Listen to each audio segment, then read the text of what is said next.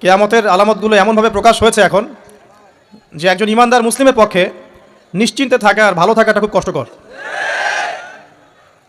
তারপরেও নবী সাল্লাল্লাহু আলাইহি ওয়াসাল্লাম আমাদেরকে দিক নির্দেশনা দিয়েছেন যে যখন ফিতনার যুগ আসবে, ফিতনার যুগ বলতে চতুর্দিক থেকে ফিতনার ফাসাদ।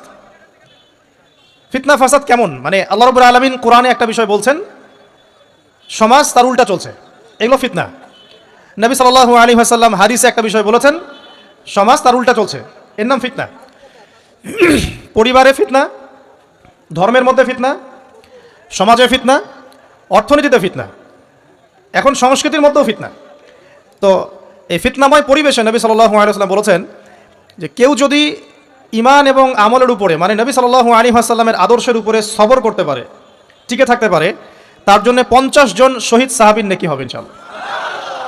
তো ফিতনাময় পরিবেশে যদি সবর করা যায়, হকের উপর অটল থাকার চেষ্টা করা যায়, ইনশাআল্লাহ আপনি 50 জন শহীদ সাহাবীর নেকি পাবেন ইনশাআল্লাহ।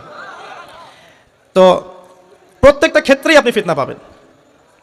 পরিবারের দিকে তাকাবেন, দেখবেন পরিবারের বন্ধনগুলো আগের মতো নাই, প্রচুর ডিভোর্স হচ্ছে, স্বামী স্ত্রীর বিচ্ছেদ প্রচুর বেড়ে গেছে। তারপরে সন্তান সন্ততি আমাদের পরিবারে যারা আছে, দেখবেন এরা বেশিরভাগই দুনিয়াদার হয়ে গেছে, দিনের খুব একটা ফিকির নাই। বেশিরভাগ পরিবারের সদস্য দেখবেন নামাজ কালামের এখন ধার ধারছে না। ম্যাক্সিমাম পরিবার থেকে আস্তে আস্তে পর্দাটা কিন্তু শিথিল হয়ে যাচ্ছে।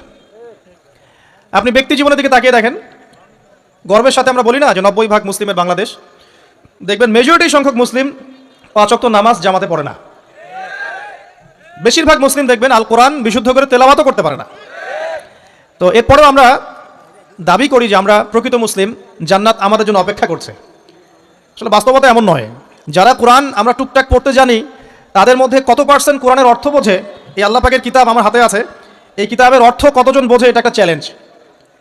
যারা কোরআন পড়তে জানি আমরা, তাদের প্রতি চ্যালেঞ্জ, দেখেন তাদের মধ্যে কত পার্সেন্ট মানুষ কোরআনের অর্থ বলতে পারবে। আর অর্থটা যে জানা জরুরি, এই বিষয়টাও আমরা এখন জনগণকে বোঝাতে ব্যর্থ হচ্ছি। কোরআনের অর্থটা যে বোঝাটা জরুরি, এটা বোঝাতেও ব্যর্থ হচ্ছে। কারণ আমরা সবাই প্রত্যেক হরফে 10 নেকি পেতে চাই। কোরআন তেলাওয়াত করলে প্রত্যেক হরফে 10 নেকি হবে, এই তো।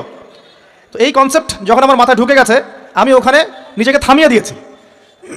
অর্থ বুঝে গবেষণা করলে এবং কোরআন কেন্দ্রিক জীবন ব্যবস্থা গড়লে যে আরও বেশি নেকি হয়, এটা আমার মাথায় নাই।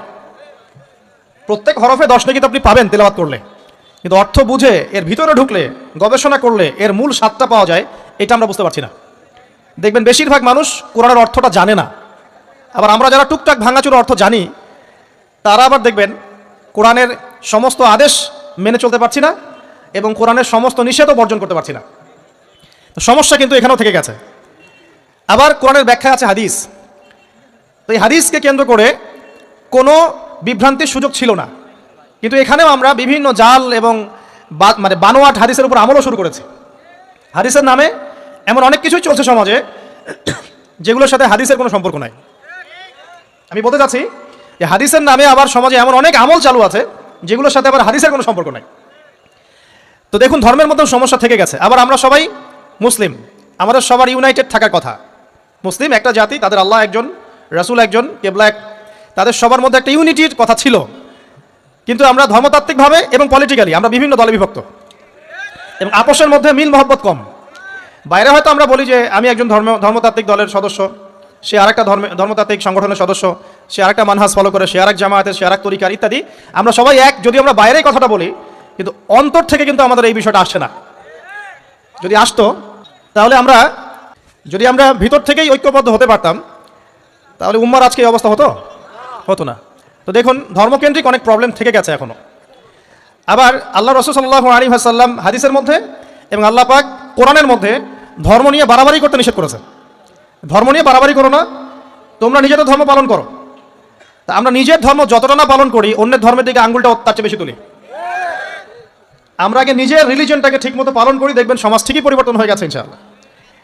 তো আমি একটা ধর্ম পালন করি বলে অন্য ধর্মের মানুষের প্রতি বিদ্বেষ পোষণ করতে হবে বা তাদের উপর ঘৃণার মনোভাব প্রকাশ করতে হবে, এটা আল্লাহ পাক শেখান নাই, তার রাসূল শেখান নাই। আল্লাহ এবং তার রাসূল কি শিখিয়েছেন? ইসলামের সত্য বিষয়টাকে আপনি সবার সামনে উপস্থাপন করবেন।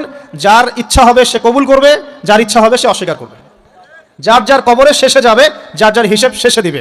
চাপিয়ে দেওয়ার সিস্টেমটা ইসলামের মধ্যে নাই। এখন আসেন, পরিবারের আপনাকে ফিতনা কিছু বললাম, অর্থনীতির জীবনে যাবেন, ব্যবসা বাণিজ্যের মধ্যে যান, দেখেন বেশিরভাগ কালোবাজারি করছে, সিন্ডিকেট করছে, মজুদদার মাপে কম দিচ্ছে, জনগণকে ঠকাচ্ছে, করছে না? এগুলো পলিটিক্যাল ফিতনা, সরি এগুলো ইকোনমিক্যাল ফিতনা। তারপরে আপনি আরও দেখবেন ইকোনমিক সেক্টরে রিবা ভর্তি, সুদ রিবা মানে কি? সুদ, রিবা দিয়ে ভর্তি, ঘুষ ছাড়া কাজ হচ্ছে না, ঠিক আছে? অন্যের সম্পদ আত্মসাৎ না করলে আমাদের পেটের ভাত হজম হচ্ছে না। তো এই যে দুর্নীতি বলেন, ঘুষ বলেন, রিবা বা সুদ বলেন, হ্যাঁ, তারপরে কালোবাজারি বলেন, কালো টাকা সাদা করার টেন্ডেন্সি বলেন, পাচার বলেন, সবগুলো অর্থনৈতিক ফিতনা। এগুলো হচ্ছে কি?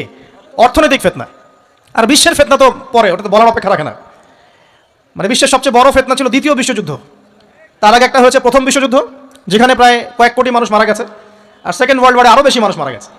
তো এখন বিশ্বকে ঠেলে দেওয়া হচ্ছে একটা থার্ড ওয়ার্ল্ড ওয়ারের দিকে, মানে যে কোনো সময় একটা তৃতীয় বিশ্বযুদ্ধের আশঙ্কা করছেন এখনকার যারা মিলিটারি অ্যাফেয়ার্স নিয়ে পড়াশোনা করেন, ওয়ার্ল্ড অ্যাফেয়ার্স নিয়ে পড়াশোনা করেন, তারা এগুলো বলতে পারবেন ভালো। তো বিশ্বকে একটা খাদ্য মন্দার দিকে ঠেলে দেওয়া হচ্ছে, বিশ্বকে একটা দুর্ভিক্ষের দিকে ঠেলে দেওয়া হচ্ছে, এবং মহামারীর মধ্য দিয়ে অলরেডি কিন্তু আমাদের বিভিন্ন দেশের ইকোনমিক অবস্থা ভালো না, তার উপরে খাদ্য সংকট, তার উপরে যে বৈশ্বিক যুদ্ধগুলো, আমদানি রপ্তানি বন্ধ হয়ে যাচ্ছে, তেল গ্যাসের দাম বেড়ে যাচ্ছে, জনগণ হাহাকার করছে। এই পলিটিক্যাল গ্লোবাল অ্যাফেয়ার্সের ফিতনা এগুলা। তা আপনাকে এই জন্যই প্রথমে আমি একটা কথা বললাম যে ফিতনাময় একটা পরিবেশে একজন মুমিন যার অন্তর্দৃষ্টি আছে, যে কোরআন এবং সুন্নাহ দিয়ে এই বিশ্বের এই রহস্যগুলো উদ্ঘাটন করতে পারে, সে ভালো থাকতে পারে না। তার মনটা সবসময় কিন্তু মানে ব্যাকুল থাকবে যে কিভাবে এইসব সমস্যা থেকে নিজে উত্তরণের পথ খুঁজতে পারি, আর আমার পরিবারকে বাঁচাতে পারি, আর আমার জনগণকে বাঁচাতে পারি। আর যদি আপনি আত্মকেন্দ্রিক হন, স্বার্থপর হন, তাহলে নিজের চটকায় তেল দিবেন, নিজে ভালো থাকলেই বাপের নাম। তো দেখুন, এই জামানার কথাই নবীজি বলছেন সাল্লাল্লাহু আলাইহি ওয়াসাল্লাম, তোমাদের সামনে এমন একটা যুগ আসছে, নবীজি বলছেন জামানা সাবরিন, কঠিন জামানা, যেই জামানা ঈমান নিয়ে চলাটা হবে হাতের মধ্যে আগুন নিয়ে চলার মতো। তো নবীজি বলছেন ওই সময়ে সাহাবী জিজ্ঞাসা করছেন, ইয়া রাসূলুল্লাহ, আমি ওই সময় কি করব? ওই সময় আমি কি করব, আমাকে কি পরামর্শ দিচ্ছেন? নবী সাল্লাল্লাহু আলাইহি ওয়াসাল্লাম বলছেন, হে আমর ইবনে আস, তুমি ওই সময় বাড়িতে অবস্থান করো, বাসায় থাকো, বিনা প্রয়োজনে বাড়ির বাইরে এসো না। ওই সময় তুমি নিজের পাপের জন্য আল্লাহর কাছে ক্রন্দন করতে থাকো, বিনা প্রয়োজনে বাড়ির থেকে বের হয়েও না। আর মানুষের সাথে এত বেশি মেলামেশা করো না, নিজে তোমার আমল, তোমার গুনাহ নিয়ে ব্যস্ত থাকো, তোমার পাপের জন্য আল্লাহর কাছে কান্নাকাটি করো, ইনশাআল্লাহ তুমি নাজাত পেয়ে যাবে। এটা একটা অপশন, মানে ফিতনাময় পরিবেশে আপনি কিভাবে বাঁচবেন, এটা একটা অপশন।